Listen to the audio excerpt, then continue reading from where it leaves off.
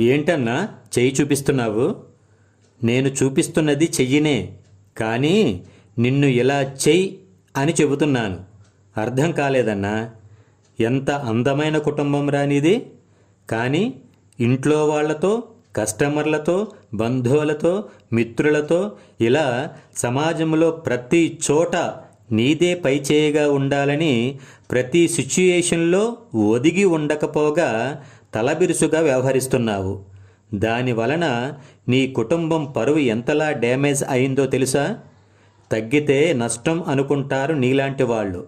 కానీ సందర్భానుసారంగా తగ్గితే సమస్యలు తగ్గుతాయని తెలుసుకోరు. శరీరంలో ఉన్న వ్యాధి వలన ఒక వేలు తీయవలసి వస్తే ఎందుకు తీసేస్తాము? శరీరం మొత్తం చెడిపోతుందని. అంతేగాని ఆ వేలు మీద ద్వేషంతో కాదుగా.